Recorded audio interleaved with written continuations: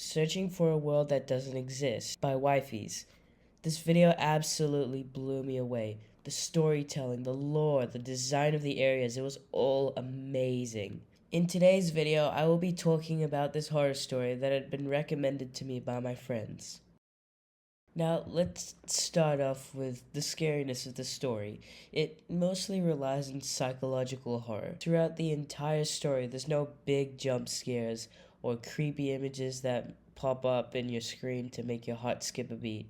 It was suspenseful, and at some points, I couldn't even fathom the areas I was looking at. There was something extremely liminal about the areas, where every time I saw the giant open areas, from the huge hallway to the massive forests, I would immediately suspect danger. Now, it's quite obvious that the king that had been mentioned many times throughout the video in the books that were found in the village was based off The King in Yellow, which is a book by Robert W. Chambers. I honestly can't believe the level of imagination you need to make books like this, especially in the time that he wrote them. And the king, it was never specified to be the Yellow King. It was just written in books saying the king is coming. The villagers that were worshipping the king, they were saying the king is coming, he's arriving. It was never specified to be the King in Yellow. Instead, we were given hints by Wifeys. In the village, almost every house was made with yellow or yellow bricks somewhere in the house, which is something that was literally pointed out to us by Wifeys.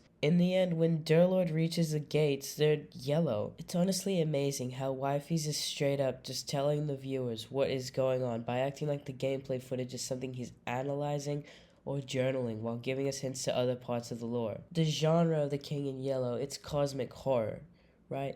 Cosmic horror creatures, they display stuff that is so unfathomable to the human brain that it simply makes them go mad. Take Hastur, for example, who is a Lovecraftian god based off The King in Yellow.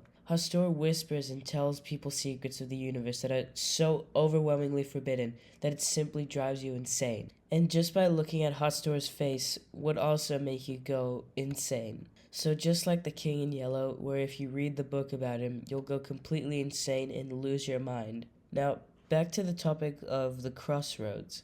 Crossroads in folklore are paths between dimensions. They're literally a path between worlds. Not that our protagonist is traveling through different dimensions every time he takes a left or a right in the crossroads. It's just something I wanted to point out because I was searching up crossroads. What else can they mean? And then I found this, where in folklore it means a path to different worlds.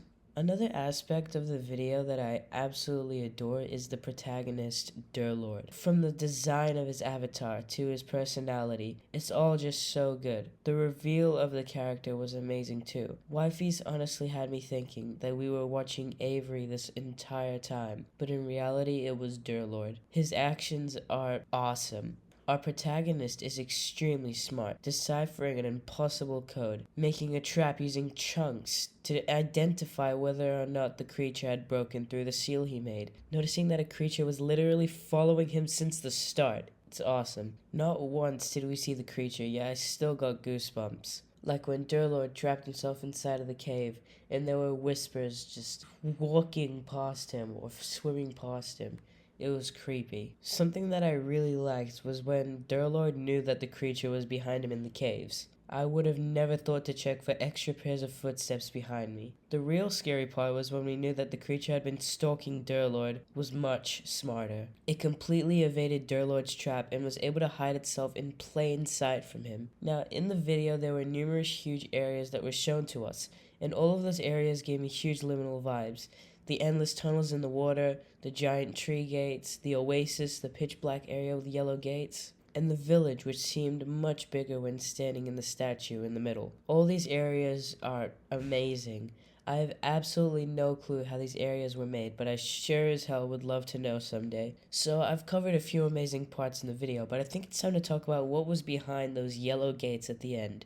There are a few theories and rumors going around trying to figure out what exactly was behind those yellow gates. Some people say it's the King in Yellow simply just staring at Durlord, which may be a possibility.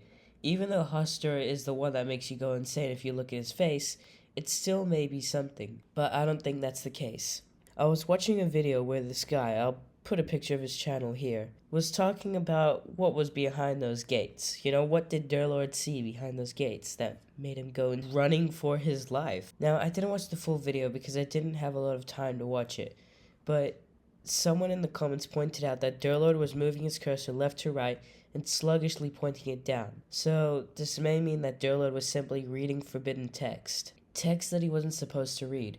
Text that was so unfathomably forbidden, to the point where he had to completely blur it out with the sanity that he had left. And yet somehow, Durlord was able to run away, find an exit, and warn Avery about the King in Yellow by writing a warning with numbers based off of the first letters of every item in his inventory. Whatever text Durlord read was obviously too dangerous for anyone else to read.